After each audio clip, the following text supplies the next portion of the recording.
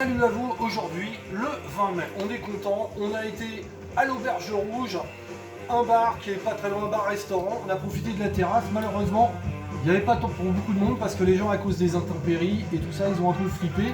En tout cas ça faisait plaisir de boire un verre en terrasse avec la distanciation sociale respectée. Et avec Raoul. Et avec Raoul, Je sais pas ce que c'est comme race, Bonjour, je sais pas non. quoi de Bordeaux. Un machin, voilà, c'est un chien avec un bulldog, Voilà. un autre Qui ressemble déjà à un poney alors qu'il a que Voilà. 9 mois.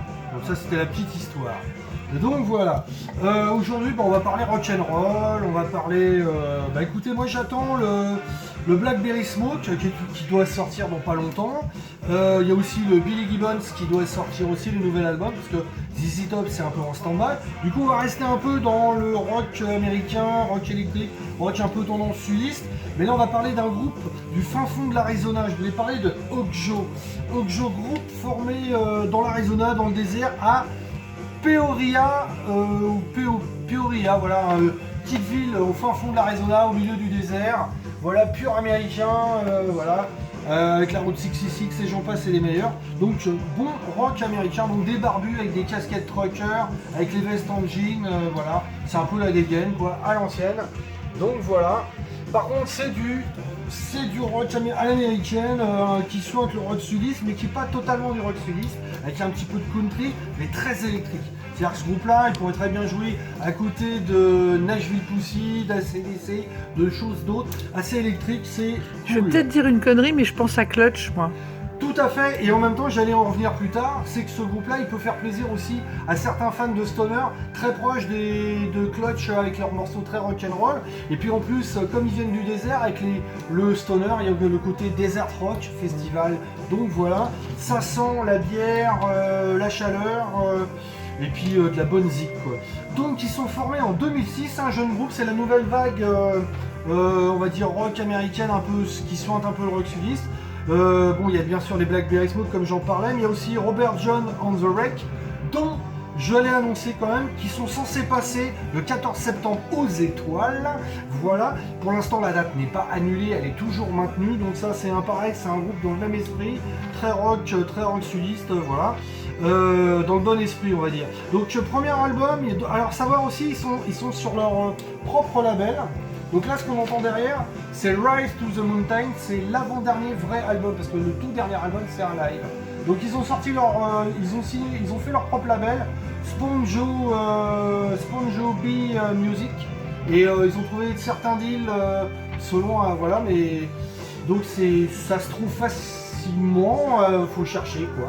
Voilà. En plus tiens, haute pochette, ça c'est l'album d'avant, donc on voit bien les dégaines, hein, voilà, donc pur barbu. On n'a pas vu la pochette, excuse-moi.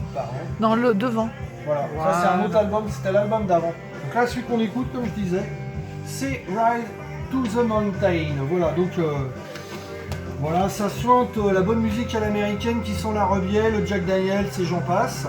Donc ils vont sortir un premier album en 2008 que je ne trouve pas, c'est pas grave, qui s'appelle Ironwood. Que j'ai trouvé par un site qui s'appelle Compact Dixie, qui est un label, du moins un distributeur français, et un site français spécialisé dans la country et le rock sudiste. Voilà, donc j'avais trouvé ça, c'est comme ça que j'avais découvert ce groupe là en 2012. Ils vont sortir Sons of Western Sky, donc c'est cet album là. Et ensuite il y aura donc If It Ain't Broke en 2013. Après donc en 2015 l'album qu'on entend là, Rise to the Mountain. Et après en 2018 il y a eu Way Down Yonder ou Yonder, voilà.